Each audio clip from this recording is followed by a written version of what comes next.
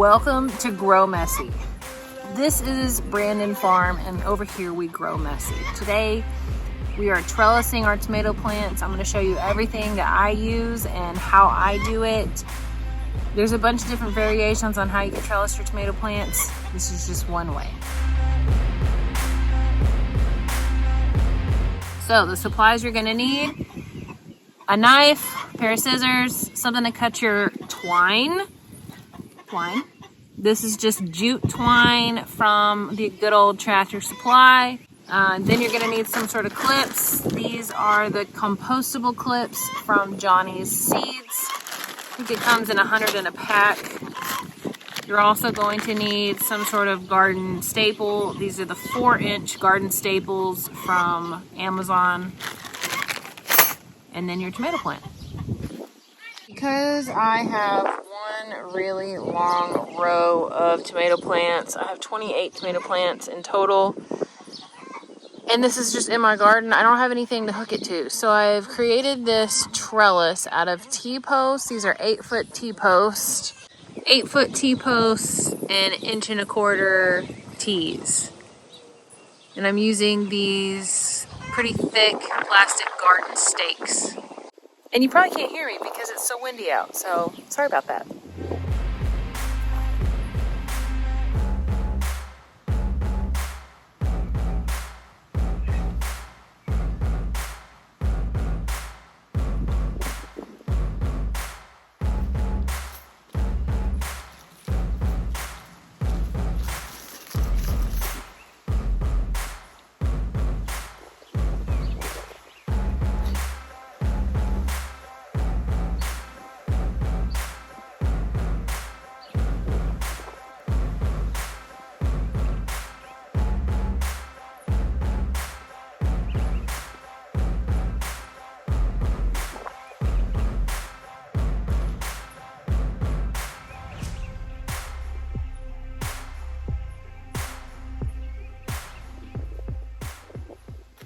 All right, one thing that I'll do is I will take my pre-cut twine and then I'll take it from the spool like this and I'll line it up and just run it down. That way I know how much length I'm gonna need instead of guessing every single time and then just cutting it.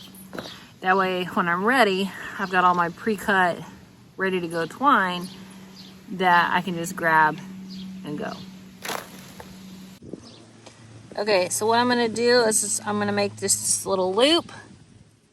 I'm gonna make just an overhand knot, shove that through like this. That way I've got a little loop. Now I can put this over my garden stake and run my twine down. All right, so I'm just gonna run it over. And now I've got that little loop. And I could just put that running twine down just like that, and now it is secure to this garden stake. All right, so then once you get it to the bottom, you just want to line it up overhead of your tomato plant. Do the same thing at the bottom, make that little loop, overhand knot, just like this. Then you'll grab your garden staple. The 4-inch is probably best. And I just shove that in next to my tomato plant, and then I'm gonna cut off this extra jute twine. Like that. Then I'm gonna grab me a couple of clips. And in these clips, there's this little crevice right here. You wanna make sure that you get your twine in that crevice, otherwise it's not going to be supporting your plant. That's a big old sucker we gotta cut off. Okay, so when you are trellising your tomatoes, what I'd like to look for is suckers that I can go ahead and pinch off, or blossoms, because I'm not ready for my plant to create blossoms yet. One reason for this is I want this plant to focus on getting strong and healthy first before it tries to set fruit. This is a sucker, and as a matter of fact, I'm gonna cut this one off too. Another rule of thumb is you don't want any of these lower foliage on the ground. If it's touching the ground, it's a good way for it to get disease. So you want to go ahead and trim those off, and any suckers that are growing in between. So a sucker is a shoot that's going to grow in between the main leader and a stem. So it'll shoot out right here. You just want to pinch that off. All right, so we went to Higginbotham's and Tractor Supply. I got a few more stuff, a few more supplies for the tomato trellising. I needed some more garden stakes and the PVC tees. Again, I'm using like 1.25 inches. This will be on the end so I can cap it off the elbows. So I'm going to drive some more T-posts, trellis some more tomatoes, and here's where I struggle is what is the next project? Do I start harvesting my worm bin? Because I think that might be close to being able to harvest.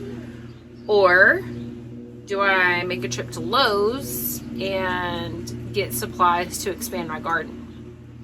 So I'm planning on expanding my garden up towards the house, probably another 25-30 feet.